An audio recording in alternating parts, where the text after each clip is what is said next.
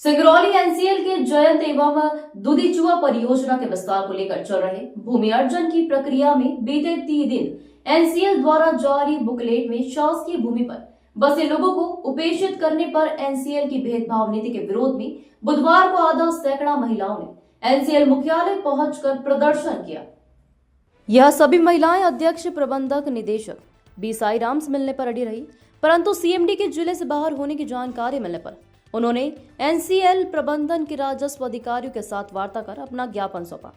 NCL अधिकारियों ने प्रदर्शन कर रही महिलाओं को बताते हुए आश्वस्त किया कि एनसीएल द्वारा जारी बुकलेट अभी फाइनल नहीं है। बुकलेट में संशोधन करते हुए सभी वर्गों की बात को ध्यान में रखा जाएगा। महिलाओं द्वारा एनसीएल सीएमडी के नाम सौंपे गए ज्ञापन बताया गया कि शासकीय भूमि, वन भूमि, एग्रीमेंट की भूमि पर घर बनाकर निवासरत परियोजना प्रभावित परिवारों को भी उचित प्रतिकर विस्थापन, पुनर्वास एवं पुनर्व्यवस्थापक लाभ दिलाए जाने व प्रमाणित बुकलेट के माध्यम से इसकी जानकारी साझा किए जाने की मांग की गई है। ग्लोबल इंडिया टीवी सिंगरौली से बंशमणि द्विवेदी की रिपोर्ट। मुख्यालय में उपस्थित हुए हैं कि जो हम लोग को सरकारी ज़मीन में घर बना है, तो एनसीएल के द्वारा जो पता चल रहा है कि विस्थापन में नहीं लिया जाएगा। सरकारी ज़मीन वालों को, जो पट्टाधारी हैं उनको विस्थापन दिया जाएगा और सरकारी ज़मीन वालों को प्रभावित किया जाएगा। तो ये बताइए, हम लोग 40 साल 25 साल जो जैसे रह रहा है तो उसको विस्थापन नहीं देगा, और जो 4 साल 3 साल से पट्टे की ज़मीन लेके रह रहे हैं उनको विस्थापन दे रहा है। तो बताइए, हम लोग गरीब जनता कहाँ जाएंगे? पट्टे वाले तो आज यहाँ बनाए हैं तो कल वहाँ बना लेंगे, लेकिन गरीब जनता जो है तो कहाँ जाके बनाएंगी और कहाँ बसेगा? ये बताइए।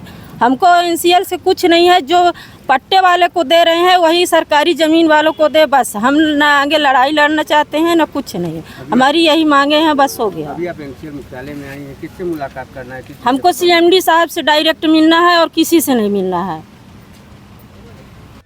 हम लोग एक आस में थे कि 10 नंबर प्रभावित हुआ तो हम लोग को भी उसी तरह का पैकेज मिलेगा। वहाँ 8.5 लाख का भी सर 54 लोगों को चेक आया, वही सरकारी ज़मीन में बसे हुए थे, उन लोग को 54 लोग को 8.5 लाख का पैकेज मिला है।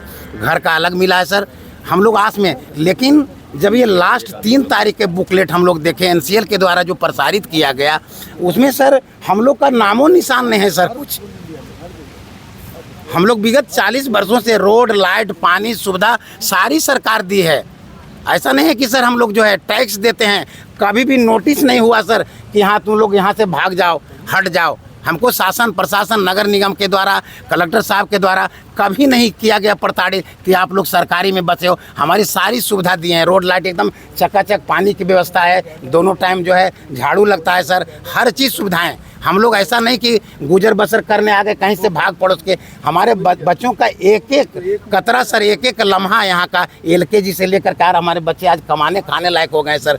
और इस तरह से हमको बेघर करेंगे तो हम लोग कहाँ जाएंगे? हम लोग जहाँ से आए हैं सर, कहीं से भी आकर के यहाँ बसे थे, अब वहाँ भी कुछ नहीं रहा और यहाँ उजाड़ देंगे। 1-2 लाख जिस तरह से मुआवजा की बात कर रहे हैं सर, 1-2 लाख से ज़्यादा किसी का नहीं बनेगा। ठीक है, हमारा 2 लाख 4 लाख बन जाएगा। उन बेचारे को जो आदिवासी हैं, एक झोपड़ी बना करके उसका 30,000 40,000 1 लाख बन जाएगा। कहाँ ज़मीन लेगा, कहाँ कैसे? मांग है सर यही कि हमको मकान के बदले सर कहीं व्यवस्था, और उसका या तो मकान के बदले जो मुआवजा पैसे होता है वो दे दें, हम कहीं बना लेंगे सर। हमको मकान हर हालत में चाहिए सर। और जैसे पट्टे वाले को, ज़मीन तो मेरा सरकारी है सर, हम ज़मीन का नहीं मांग रहे हैं, लेकिन जो घर का है अब बाकी जो पट्टे वाले को जो है लाभ दे रहे हैं, विस्थापन दे रहे हैं, वो सब लाभ हम लोग को मिले सर। वार्ड नंबर 10 से विस्थापन में मध्य प्रदेश से आते हैं सरकारी भूमि वालों को अगर विस्थापन का लाभ मिला है, क्या लगता है कि यहाँ क्यों नहीं मिल रहा है? यहाँ सर अब हम लोग लग रहे हैं सर किसका शिकार हो। हम किसी को आक्षेप नहीं लगा रहे हैं सर, हम लोग लग रहे हैं किसी के शिकार हुए हैं सर, किसी कनफूकी का शिकार हुए, कोई कान फूक दिया है और हम लोग के बीच के कोई सर घर के बेदी लंका ढाए वाली बात हो गई है सर। हम किसी को आक्षेप नहीं लगा रहे हैं, हाथ जोड़ करके विनती है, लेकिन आसार ऐसा दिखता है सर, हम भी एक समाज में रहते हैं, हम भी जनप्रतिनिधि हैं सर, और दिन रात हम लोग एक लम्हा हम गुजारते हैं जनता के साथ। तो आभास ऐसा होता है, हम किसी को नहीं कहेंगे किसी ग्रुप को, किसी गुट के, लेकिन हमको आसार ऐसा दिखता है कि कोई ना कोई तो घर का बेदी लंका ढा रहा है सर, जो इस तरह का माहौल आकर के बताता है पूरी बात। और लगता है कि कहीं नहीं तो ये गरीबों का ही गला मचोड़ो, इसी में भलाई है। सभी के हाथ में कागज दिख रहा है, क्या है कागज में, कहाँ जा रहे हैं?